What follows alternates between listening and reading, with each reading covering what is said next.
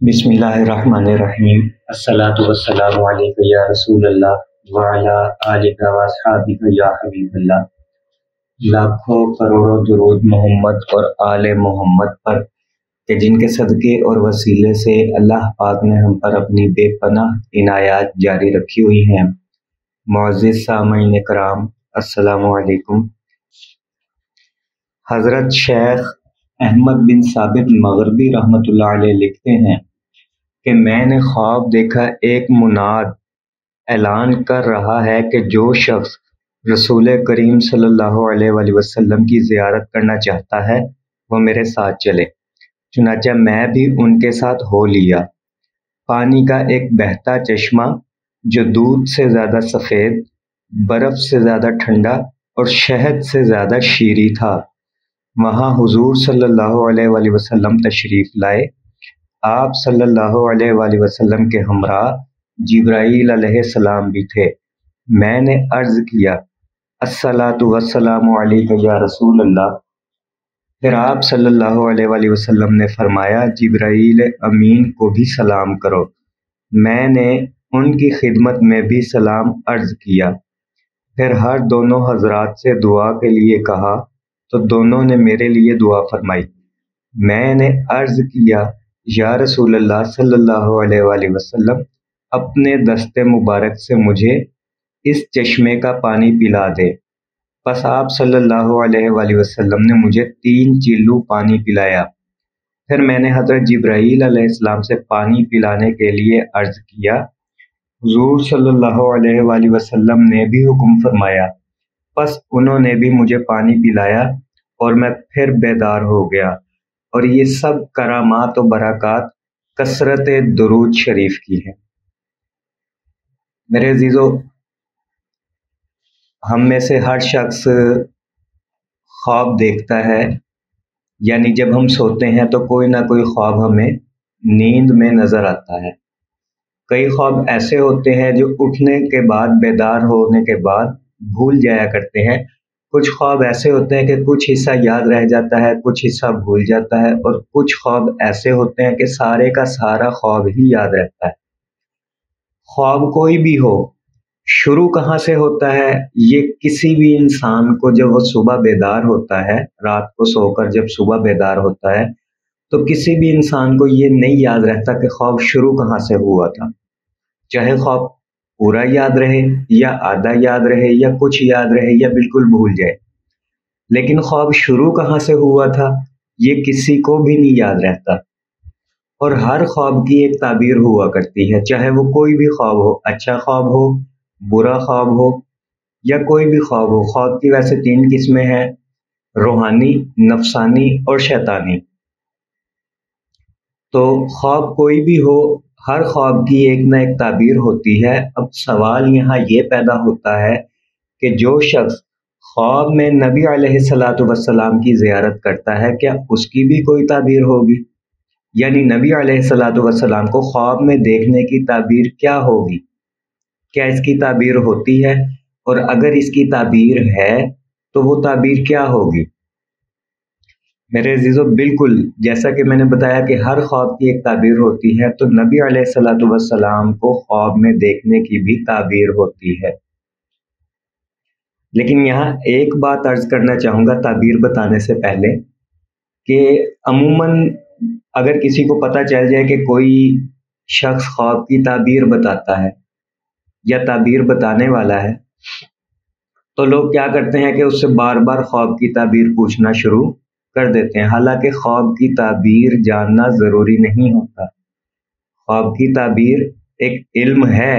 नबी अलैहिस्सलातु वस्सलाम फजर की नमाज के बाद मस्जिद में बैठकर सहाबा कराम से पूछा करते थे कि किसी ने ख्वाब देखा है। फिर सहाबा कराम अपने ख्वाब बताते थे और नबी अलैहिस्सलातु वस्सलाम उनकी ताबीर उन्हें बतलाते थे। लेकिन आज के दौर में बहुत कम लोग, सिवाय इक्का दुक्का कह ले, 1-2 लोग होंगे जो जिनको इस इल्म पर अबूर हासिल होगा। ये यूं कह ले कि आटे में नमक के बराबर। वरना ये जितने भी ताबीर बताने वाले हैं ये यूट्यूब से देखकर ताबीरें बताते हैं, और यूट्यूब पर कोई भी चीज़ मुस्तनद नहीं है ताबीर के सिलसिले में। کچھ لوگ ہوں گے جو خواب کی تعبیر صحیح بتاتے ہوں گے، ورنہ یوٹیوب والے بھی کتابوں سے دیکھ کر تعبیریں اپلوڈ کرتے ہیں۔ تو کوشش یہ کیا کریں کہ جب آپ کوئی خواب دیکھیں، اگر آپ کو خواب اچھا لگے تو شکرانے کے نفل ادا کریں، عبادت کی کثرت کریں، عبادت کی طرف راغب ہو، اللہ پاک کا شکر ادا کریں، سجدہ ریز ہوں، اور اگر خواب برا لگے تو صدقہ خیرات کریں، کیونکہ صدقہ جو ہے وہ بلاؤں کو ٹالتا ہے۔ اب بات کرتے ہیں کہ نبی علیہ الصلوۃ والسلام کو خواب میں دیکھنے کی تعبیر کیا ہوگی۔ یہاں ایک اور بھی بات ذکر کرتا چلوں کہ خواب کی تعبیر آپ نے پوچھ لی، کسی نے بتا دی، لیکن خواب کی تعبیر کب ظاہر ہوگی یہ اللہ ہی بہتر جانتا ہے۔ البتہ جو اس علم سے منسلک ہے، جو اس علم پر عبور رکھتے ہیں، انہوں نے یہ نشاندہی کی ہے کہ ہر خواب کی تعبیر مختلف وقتوں میں ظاہر ہوتی ہے۔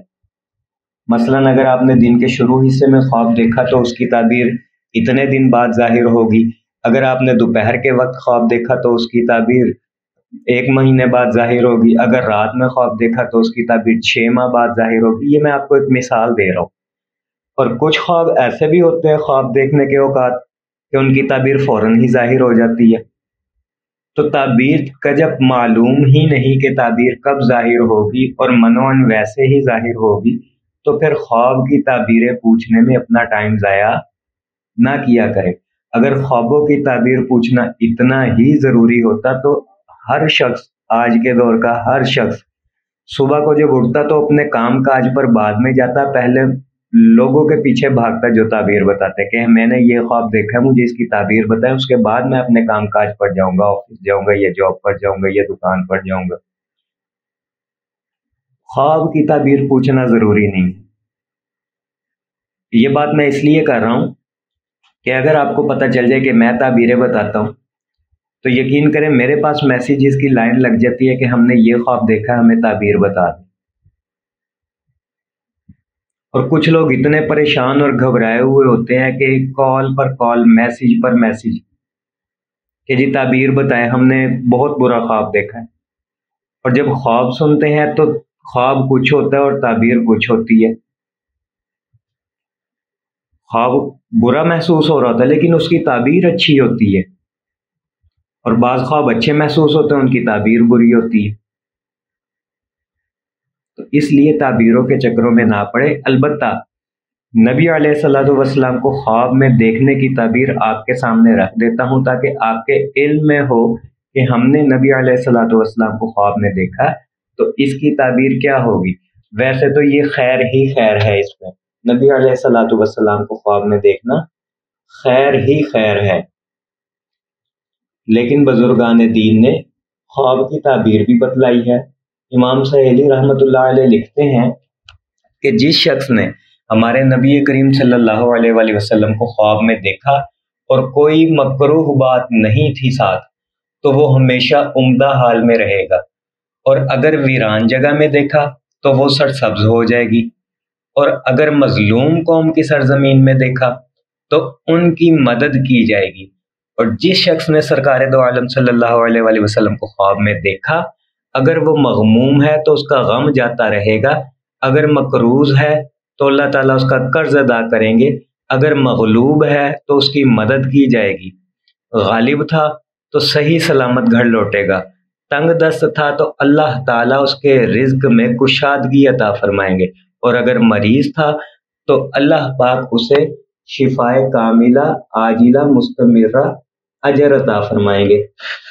یہ تو ہو گئی ایک تعبیر۔